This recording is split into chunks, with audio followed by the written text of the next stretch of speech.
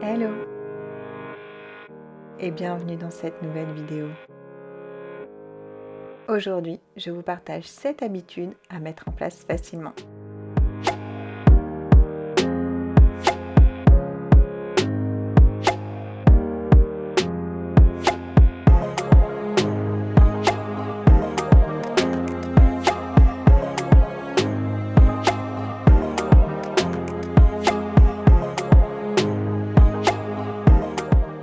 Je suis ravie de vous retrouver pour une nouvelle vidéo. On va parler de 7 habitudes à adopter pour avancer sur le chemin du minimalisme.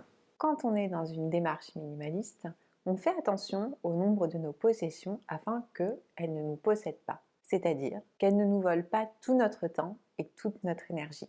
Moins vous avez d'objets et moins vous avez de temps à dédier à leur rangement, leur nettoyage, leur entretien, leur organisation, ou même tout simplement du temps à passer à chercher les choses, parce que plus on en a, et moins on arrive facilement à les trouver. Donc le minimalisme permet évidemment un gain d'espace, mais surtout un gain de temps que l'on va pouvoir dédier à ce qui compte vraiment pour nous. J'ai regardé il n'y a pas longtemps la dernière vidéo de Marie de la chaîne Sleeping Beauty, que j'aime beaucoup. C'était une vidéo sur sa night routine et elle parlait de cette dernière lecture. Et notamment du livre de Robin Sharma, Le Club des 5 heures du mat. Alors j'ai pas lu ce livre, mais c'est vrai que ça m'a donné envie parce que la philosophie de l'auteur me semble assez intéressante. Dans sa vidéo, Marie disait que l'auteur considérait que notre vie était une succession de journées et qu'il fallait se rappeler l'importance de chacune de ces journées. Ce sont des nouvelles opportunités. Ce qu'a relevé Marie et que j'ai trouvé particulièrement intéressant aussi, c'est que l'auteur considère que une journée peut être en quelque sorte la miniature de toute notre vie. Parce que comme on vit chaque jour, on construit notre vie. Et c'est vrai que j'ai trouvé ça très intéressant et ça m'a fait réfléchir. Je n'ai pas envie de dédier ma vie au rangement, au nettoyage des objets. Du coup, je me dis que déjà, la majorité de ma journée ne doit pas être dédiée à cette tâche. J'ai envie que le temps passé à m'occuper des objets soit le plus optimisé possible pour laisser l'espace aux moments de qualité, aux activités, aux loisirs, au travail, aux choses qui comptent vraiment pour moi et que j'ai envie de faire.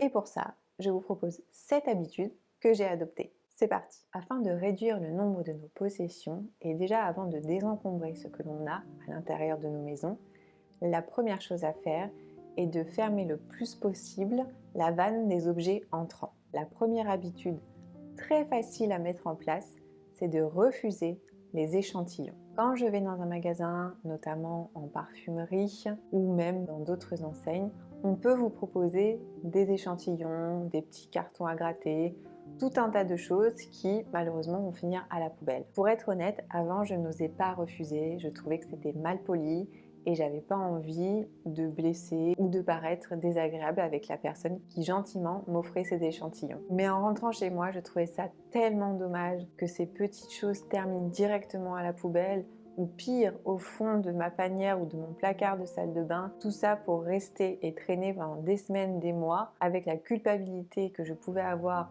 une, de ne pas avoir réussi à dire non, et deux, de même pas m'en servir. Parce que soyons honnêtes, qui n'a jamais eu de fond de panière avec plein d'échantillons de parfums, de crèmes, qu'on pensait sincèrement tester un jour, mais que l'on n'a jamais fait. Au final, ça crée du bazar, ça nous crée une charge mentale en se disant « Ah mince, il faut que j'utilise, il faut que je le teste », mais le moment où on voudrait s'en servir, on n'arrive pas à l'ouvrir, on n'a pas de paire de ciseaux, on n'a pas le temps, on n'a pas envie. Bref, les conditions sont rarement réunies. Donc j'ai commencé un peu timidement à dire Non, merci, je n'ai pas d'échantillon. au début, je le disais vraiment du bout des lèvres. Et puis, je me suis rendu compte qu'en fait, je devais pas être la seule parce que c'était très bien accueilli. Donc, j'ai renouvelé, répété. Et maintenant, c'est vraiment devenu une habitude. Ça me permet d'être alignée avec mes valeurs parce que je trouve ça tellement dommage de produire une si grosse quantité de déchets pour une toute petite quantité de produits à essayer. En refusant les échantillons, vous rentrez uniquement avec ce que vous avez décidé de consommer et c'est déjà pas mal. La deuxième habitude dont je voulais vous parler et qui permet également d'éviter d'avoir trop d'objets qui rentrent à la maison, c'est d'avoir en permanence un tote bag dans votre sac, dans votre voiture ou à portée de main à la maison avant de sortir.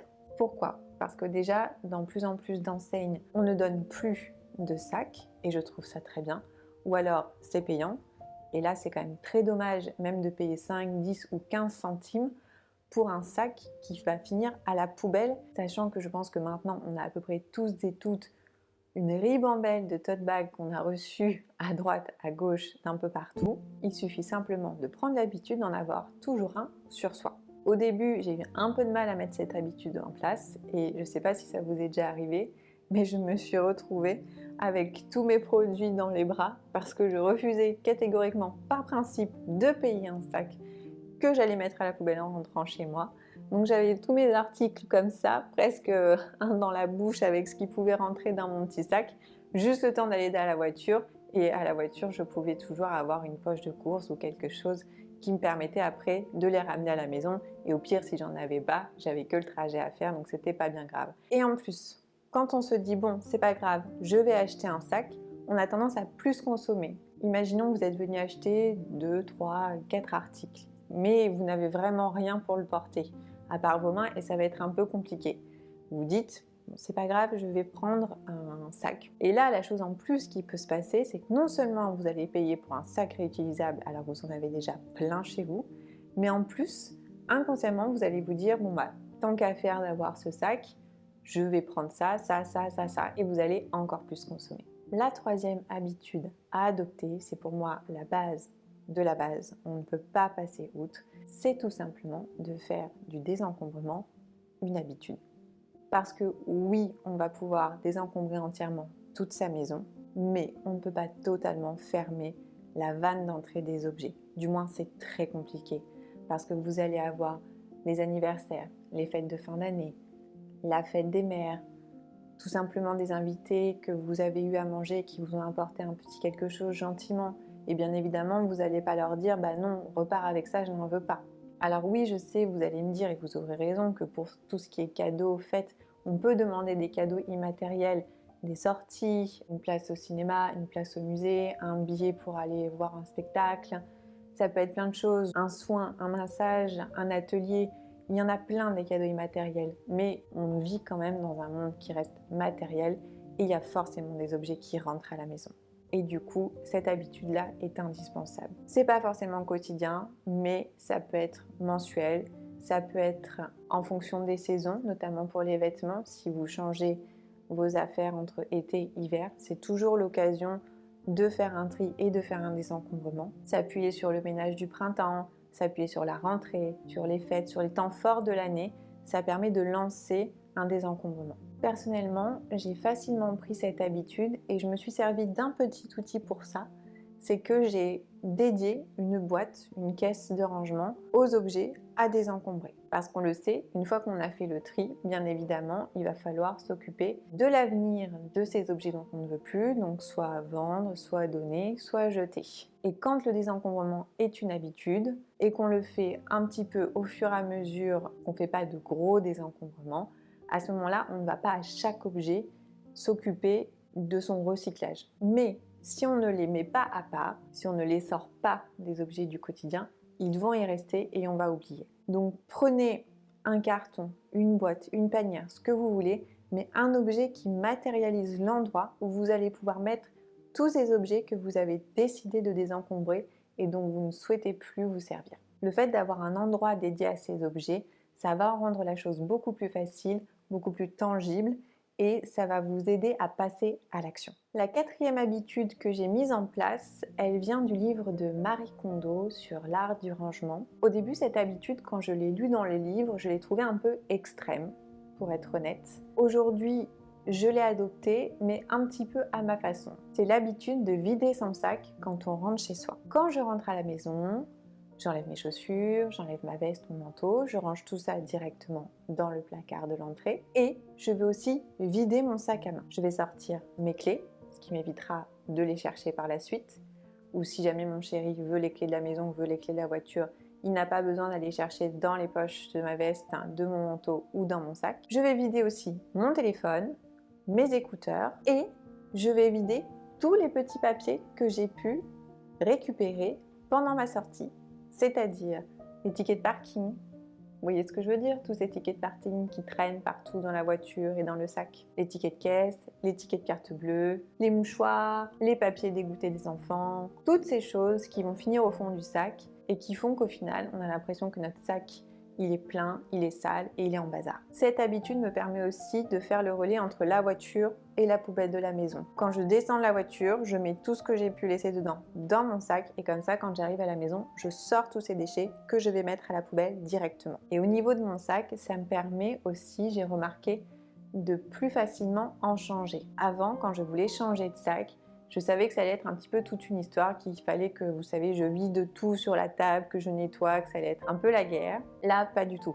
Mon sac est toujours propre. J'ai juste à prendre ce que je laisse dedans, c'est-à-dire mon portefeuille, mon chéquier et mes sticks. Je les mets dans le nouveau sac et c'est bon, c'est terminé. Je profite plus facilement de toutes mes affaires car j'ai pas besoin d'un quart d'heure pour faire un rouleau. La 5e habitude que j'ai adoptée, et ça je dois dire c'est depuis que j'ai des enfants, c'est le reset du soir. Qu'est-ce que c'est le reset du soir? C'est prendre 5 à 10 minutes maximum pour ramasser tout ce qui traîne par terre, ranger la vaisselle, ranger les jouets, ranger la maison, les vêtements, un petit peu la salle de bain, faire un tour général pour que le lendemain matin, quand on se lève, on n'ait pas déjà une to-do list à rallonge qui nous submerge dès le réveil. Il y a quand même mieux que de se réveiller avec une grosse vague de charge mentale. Cette habitude me permet aussi de me détendre un peu plus tout au long de la journée. J'ai mon grand qui est à l'école et ma fille de 1 an qui est à la maison toute la journée avec moi. Donc il y a du bazar partout, il y a des jouets partout et c'est normal. Je ne passe plus ma journée à ranger à chaque activité. Je la laisse évoluer, jouer, profiter et moi aussi parce que sinon je ne ferais que ça. Donc avant je pouvais ranger matin, midi et soir et c'était épuisant. Maintenant je laisse faire, je lâche prise et le soir je range tout, ce qui me permet de retrouver un environnement un petit peu plus adulte pour que je puisse me détendre et profiter de la soirée. Pour que cette habitude soit facile à mettre en place, il faut avoir des dispositifs de rangement efficaces pour que ça ne vous prenne que 5 à 10 minutes grand maximum. Si jamais ça doit vous prendre plus de 10 minutes, il faut revoir vos systèmes de rangement, c'est qu'il y a quelque chose qui ne va pas. Si vous voulez une vidéo sur les outils, les systèmes de rangement que j'ai mis en place pour que ce soit rapide et facile, n'hésitez pas à me le dire en commentaire, je vous la ferai avec plaisir. La 6e habitude que j'ai adoptée, c'est de mettre en route le lave-vaisselle tous les soirs pour le vider tous les matins. Alors, je dois avouer que j'étais un petit peu mitigée sur cette habitude jusqu'à il y a peu de temps. J'avais pas très envie le matin de me lever en me disant j'ai encore le lave-vaisselle à vider. Donc j'ai testé plusieurs moments de la journée. Mais clairement, le midi, c'est impossible, c'est le rush, il y a les 2 enfants à faire manger, plus moi accessoirement. J'avais essayé un peu au goûter, c'était faisable, mais le problème c'est que je me posais pas avec les enfants pour faire le goûter avec eux. Donc je me prive d'un moment et en plus je ne mange pas, ce qui fait qu'arrivé 18h j'ai faim et je commence à être irritable. Alors qu'au moins le matin, le grand est à l'école, je suis avec ma fille qui en plus maintenant commence à m'aider à vider le lave-vaisselle. Donc on partage un petit peu ce moment ensemble, c'est plus sympa. Et le soir j'ai essayé aussi, mais ça fait beaucoup pour peu qu'il y ait une machine encore à étendre, d'avoir en plus le lave-vaisselle, plus le bain, plus la préparation du dîner. C'est trop de stress et je trouve ça dommage de passer la fin de journée à courir partout. Donc je suis repassée sur le matin, mais j'étais pas très satisfaite de ça. Puis il s'est passé quelque chose. Il y a eu une coupure d'électricité le soir à 21h pendant que la vaisselle tournait. Ça devait être rétabli à minuit, ça n'a pas été le cas. On n'a pas eu d'électricité jusqu'au lendemain matin à 11h. Donc quand je me suis levée, mon lave-vaisselle était encore tout sale parce que ça s'était arrêté en plein cycle. Et en fait, d'une, je me suis rendu compte que j'avais vraiment pris cette habitude de vider le lave-vaisselle, donc que je passais vraiment en pilote automatique et que plus j'allais pratiquer, moins ça allait être contraignant. Et surtout, ce que j'ai remis en perspective, c'est que j'étais bien contente en fait d'avoir un lave-vaisselle à vider. Parce que si je devais sortir toute cette vaisselle, si l'électricité ne revenait pas, le faire à la main, laver, égoutter, sécher, ça m'aurait pris bien plus de temps. Donc en fait, ce matin-là, j'aurais été bien contente de pouvoir vider mon lave-vaisselle. Parfois on râle, on n'a pas envie de faire des tâches, on se plaint un petit peu. Mais je pense que ce serait bien de se rappeler que ce sont des éléments de confort, voire un peu de luxe que tout le monde n'a pas et qui nous facilitent quand même le quotidien. Et qu'on est censé, je pense, être content d'avoir. Des fois c'est quand on perd les choses qu'on se rend compte qu'on aurait dû plus les apprécier. Donc cette coupure d'électricité que j'ai trouvée très désagréable sur le moment, en fait m'a permis de remettre certaines choses en perspective, de remettre un petit peu de gratitude et de reconnaissance dans tous ces éléments qu'on a un petit peu trop l'habitude d'utiliser, alors qu'en fait ce sont des choses appréciables du quotidien. La dernière habitude que j'ai adoptée en tant que minimaliste, c'est débarrasser, voire vider complètement toutes les surfaces, tous les plans de travail. Dans la salle de bain, j'ai épuré au maximum. Je vous mettrai en lien ma vidéo sur ma salle de bain minimaliste. Dans la cuisine également, il n'y a presque plus rien. J'ai gardé uniquement ce dont je me servais tous les jours ou que vraiment je ne pouvais pas ranger dans les placards. Côté cuisson, j'ai enlevé les épices, les huiles, le pot à ustensiles. Ça me facilite grandement et ça me fait gagner beaucoup de temps sur l'entretien de ces surfaces qui se salissent vite. Pour les ustensiles de cuisine, j'ai choisi volontairement, et ça faisait longtemps que je le souhaitais, d'enlever le pot et de mettre dans le tiroir. C'est un tiroir qui n'est pas très épais, donc j'ai dû vraiment faire un gros tri, et tant mieux, parce qu'il y avait plein de doublons qui servaient à rien. Et surtout, je n'avais plus ce pot qui était à côté et qui regraissait tellement vite et qui était si pénible à nettoyer. Vous voyez ce que je veux dire? Et bien ça, c'est terminé. Je n'ai plus cette charge. Tous les ustensiles vont dans le tiroir et c'est très bien comme ça. Débarrasser les surfaces, les plans de travail, en plus de nous faire gagner du temps sur l'entretien, va diminuer le stress et la charge mentale. Parce qu'on le sait, les objets emportent avec eux une sorte de pollution visuelle dans le sens où ils ont des messages invisibles qui tournent en boucle dans notre cerveau et qui créent de la charge mentale. Pour revenir sur cet exemple du pot à ustensiles, à chaque fois que je le voyais, j'avais inconsciemment ce message dans ma tête disant « tu dois me nettoyer ». Maintenant, quand je regarde l'espace de cuisson, je n'ai plus aucun message qui me vient, je suis beaucoup plus détendue et sereine. Moins on a d'objets qui nous sollicitent visuellement, moins on a de messages silencieux, mieux on se sent chez soi. Car après tout, notre maison, notre lieu de vie n'était-il pas censé être notre refuge, notre cocon, et non une to-do list mentale à rallonge? Et voilà pour ces 7 habitudes à mettre en place qui ne coûtent rien, qui ne prennent pas beaucoup de temps et qui sont faciles à intégrer au quotidien. J'espère que cette vidéo vous aura plu. Si c'est le cas, n'hésitez pas à vous abonner, à liker, laisser un commentaire pour partager peut-être vos habitudes minimalistes à vous, celles qui vous permettent de réduire la charge mentale, d'avoir plus de temps, plus d'énergie au quotidien, de vous sentir mieux chez vous. Dites-moi si parmi les 7 dont je vous ai parlé, vous en connaissiez déjà, et si oui, lesquels. On se retrouve donc pour échanger sur tout ça, et en attendant la prochaine vidéo, prenez soin de vous et prenez soin de votre temps.